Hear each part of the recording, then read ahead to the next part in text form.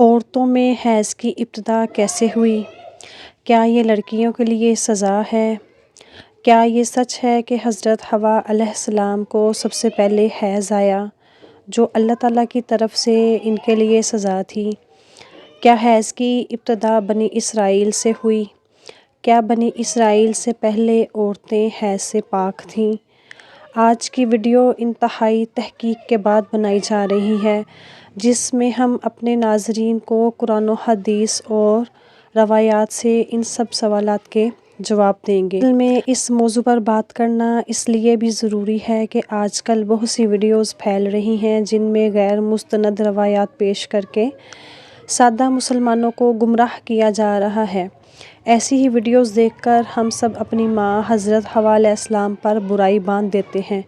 آپ سے التماس ہے کہ اس ویڈیو کو پورا دیکھیے گا تاکہ دوبارہ کبھی بھی کوئی آپ کو اس موضوع پر گمراہ نہ کر سکے۔ حضرت عبدالرزاق اور مسند اسحاق میں حضرت عبداللہ بن مسعود رضی اللہ تعالیٰ عنہ اور حضرت اسماء بن ابی بکر سے روایت نقل کی گئی ہے کہ بنی اسرائیل کی عورتوں کو یہ اجازت تھی کہ وہ بھی مردوں کے ساتھ مسجد میں جا کر نماز پڑھا کرتی تھیں۔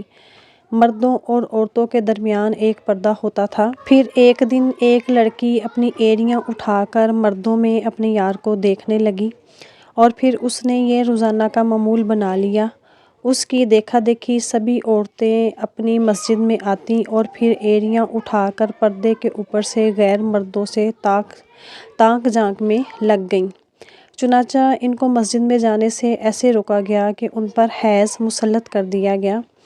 اب کچھ لوگ اس روایات سے یہ سبق لیتے ہیں کہ حیض کی ابتدا ہی بنی اسرائیل سے ہوئی، جو کہ غلط ہے، کیونکہ مفسرین اس روایات کی تفسیر میں لکھتے ہیں کہ یہ حیض عام نہیں تھا، بلکہ بنی اسرائیل کی عورتوں کو مسجد میں گناہ کرنے کی اللہ پاک نے ایسے سزا دی کہ 4 مہینے تک مسلسل صبح شام وہ عورتیں حیض کی کیفیت میں رہیں اور مسجد میں آنا بند کر دیا۔ پھر جب اللہ پاک نے ان کی توبہ قبول کی تو یہ عذاب ان پر سے ختم ہو گیا۔ صحیح حدیث مبارکہ سے یہ ثابت ہوا ہے کہ عورتوں میں حیض کی ابتدا روزے اول سے ہے۔ آئیے اس بارے میں 2 احادیث مبارکہ بیان کرتے ہیں کہ جن سے ثابت ہوگا کہ حیض کی ابتدا پہلے دن سے ہی ہے، نہ کہ بنی اسرائیل سے اس کی ابتدا ہوئی۔ حضرت عائشہ حجۃ الوداع میں اللہ کے رسول صلی اللہ علیہ وآلہ وسلم کے ساتھ حج کے ارادے سے نکلیں۔ راستے میں انہیں حیض آ گیا تو وہ اس اندیشے سے رونے لگیں کہ اب وہ مناسک حج ادا کرنے سے محروم ہو جائیں گی۔ آپ صلی اللہ علیہ وآلہ وسلم کو معلوم ہوا تو آپ نے انہیں سمجھاتے ہوئے فرمایا، یہ ایسی چیز ہے جسے اللہ تعالیٰ نے اولاد آدم میں عورتوں کے لیے لازم کر دیا ہے۔ اس حالت میں تم بھی وہی سب کرو جو حاجی کرتا ہے، صرف پاک ہونے تک بیت اللہ کا طواف نہ کرنا۔ بالکل اسی طرح ایک حدیث میں حضرت سلمہ رضی اللہ تعالیٰ عنہ سے مروی ہے کہ حضرت سلمہ رضی اللہ تعالیٰ عنہ بیان کرتی ہیں کہ ایک موقع پر میں رسول اللہ صلی اللہ علیہ وآلہ وسلم کے پاس تھی کہ مجھے حیض آنے لگا۔ میں وہاں سے اٹھ گئی، آپ نے دریافت کیا تو میں نے بتایا کہ مجھے حیض آنے لگا ہے۔ آپ نے فرمایا کہ یہ ایک ایسی چیز ہے جسے اللہ تعالیٰ نے آدم کی بیٹیوں پر لازم کر دیا ہے۔ اس موضوع پر امام بخاری رحمۃ اللہ علیہ نے بخاری شریف میں ایک باب بھی قائم کیا ہے کہ جس کا نام حیض کا آغاز کیسے ہوا۔ امام بخاری لکھتے ہیں کہ حضور اکرم صلی اللہ علیہ وآلہ وسلم نے فرمایا، یہ وہ چیز ہے جسے اللہ نے آدم کی بیٹیوں پر لازم قرار دے دیا ہے۔ امام بخاری مزید لکھتے ہیں کہ بعض لوگ کہتے ہیں کہ حیض کا آغاز بنی اسرائیل سے ہوا، جبکہ اس معاملے میں نبی کریم صلی اللہ علیہ وآلہ وسلم کا ارشاد زیادہ معتبر ہے، چونکہ حضور اکرم صلی اللہ علیہ وآلہ وسلم نے فرمایا کہ اللہ نے حیض کو آدم کی بیٹیوں پر لازم کیا ہے۔ بخاری شریف میں علامہ ابن حجر عسقلانی اور فتح الباری میں بھی یہی ثابت ہوا ہے کہ حیض ابتدائے تخلیق سے عورتوں کو آتا رہا ہے۔ اب بات کرتے ہیں ان روایات کی جن میں یہ کہا جاتا ہے کہ حیض کی ابتدا حضرت حوا سے ہوئی اور ایسا بطور سزا ہوا۔ امام طبری رحمۃ اللہ علیہ سورۃ البقرہ کی آیت نمبر 25 کی تفسیر میں حضرت عبد الرحمن بن زید رحمۃ اللہ علیہ کی یہ روایات نقل کرتے ہیں کہ حضرت حوا کو پہلے حیض نہیں آتا تھا۔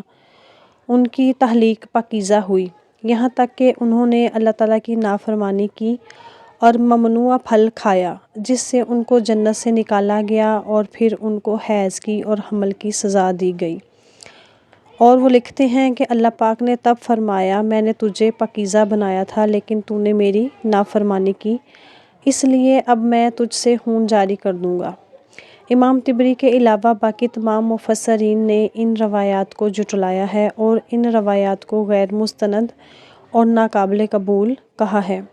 حیض دراصل ایک طبیعیاتی مظہر ہے جس سے ہر ماں عورت بلوغت سن سے یاس تک دوچار ہوتی ہے، اور اس کو صحت کی علامت سمجھا جاتا ہے۔ اسی حیض کے خون سے ہی اللہ تعالیٰ بچے کی پرورش کرتے ہیں۔ یہ اللہ پاک کا نظام ہے۔ غیر حاملہ عورت کو اگر حیض نہ آئے تو اس کو بیماری کی علامت سمجھا جاتا ہے۔ یہ عورت کے لیے کوئی سزا نہیں ہے، اور نہ ہی یہ بات کسی روایات سے ثابت ہوئی ہے کہ حیض عورت کے لیے سزا ہے، بلکہ یہ ایک ذمہ داری ہے جو اللہ پاک نے انسانیت کی تخلیق کے لیے عورتوں پر ڈالی ہے۔ اس لیے جو عورتیں اس ذمہ داری کو بخوبی نبھاتی ہیں وہ اجر و ثواب کی مستحق ہیں۔ جیسا کہ حضرت عائشہ رضی اللہ تعالیٰ عنہا نے ایک دفعہ حضور پاک صلی اللہ علیہ وآلہ وسلم سے سوال کیا کہ اے اللہ کے نبی، مجھے تو لگتا ہے کہ عورتیں پیدا ہی مصیبتیں جھیلنے کے لیے ہوئی ہیں۔ حضرت عائشہ کا اشارہ حیض اور حمل کی تکلیف کی طرف تھا۔ حضور پاک صلی اللہ علیہ وآلہ وسلم مسکرائے اور فرمایا، نہیں، بلکہ یہ ایک ایسی چیز ہے جس کے ذریعے بنی آدم کی عورتیں آزمائی گئی ہیں۔ اس حدیث کی تشریح میں علامہ ابن حجر رحمۃ اللہ علیہ فتح الباری میں لکھتے ہیں کہ عورتوں کی تخلیق ہی اللہ پاک نے ایسی کی ہے کہ انہیں حیض آئے۔ ان پر پہلے دن ہی سے اس کو لازم قرار دیا گیا ہے۔ جو عورت اس پر صبر کرے گی تو وہ اجر کی مستحق ہوگی، اور وہ جو اس کو مصیبت اور برائی سمجھے گی اور اللہ تعالیٰ کی تخلیق میں عیب نکالے گی تو وہ گناہ کی مرتکب ہوگی۔ امید ہے ناظرین کہ اب آپ جان چکے ہوں گے کہ یہ نہ تو کوئی سزا ہے اور نہ ہی اسے سزا کے طور پر حضرت حوا علیہ السلام کے اوپر مسلط کیا گیا، اور نہ ہی حیض کی ابتدا بنی اسرائیل کی عورتوں سے ہوئی، بلکہ حیض و حمل تو اللہ پاک کی آزمائشیں ہیں جنہیں اللہ تعالیٰ نے عورتوں کے لیے رکھا ہے۔ ایسی آزمائشوں کے عوض اللہ تعالیٰ عورتوں کو قیامت کے دن اجر عطا فرمائے گا۔ اے اللہ پاک، ہماری تمام بہنوں کو اس آزمائش میں صبر و تحمل عطا فرما، اور ہمیں گناہوں سے دور لے جا اور نیک اعمال کرنے کی توفیق عطا فرما۔ آمین ثم آمین۔